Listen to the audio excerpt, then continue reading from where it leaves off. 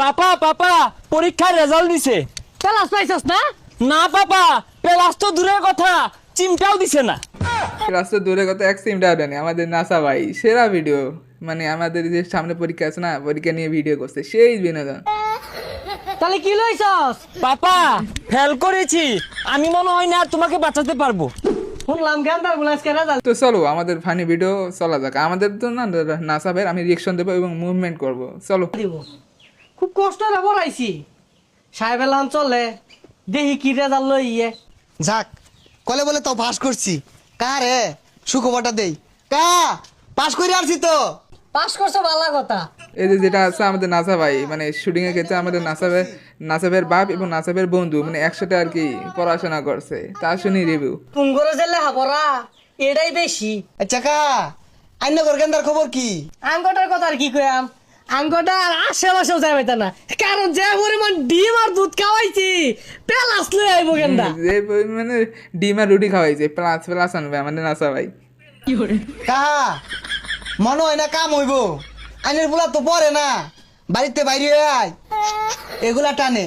এত কথা কইলা ভাল লাগছে, কিন্তু ওহন তোমার ব্যবহারটা ভাল লাগলো না। ও মানে উচিত কথা ভাত নাই বাঙালি, এই হলো প্রমাণ আমাদের। এগুলা এগুলা খা, তুমি দেখছো আমি মধ্যে মধ্যে খাই, এর লাগে আমার বুলা খা, এটা বাইব না কোনো সুম খাই না বুধই খাইবে তো যাও। উচিত কথা ভাত নাই এমনি বলে বাঙালি। হ্যাঁ এই যে দেখো, কষ্ট হইরা বুলা রানা খাওয়া আমি নিজে খাইছি, তাও যদি এই বুলা ফেল করে ডিজা মারা ছাড়া আমার আর উপায় নাই।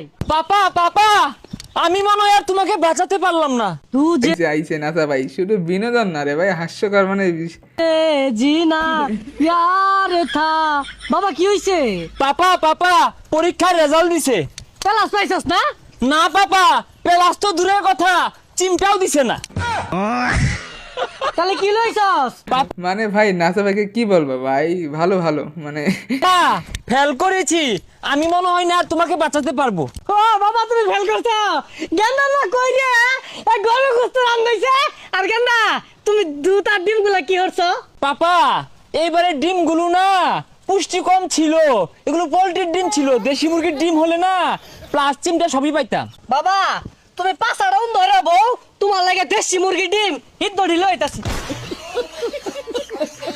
পালাইছে মানে নাসা ভাই শালা।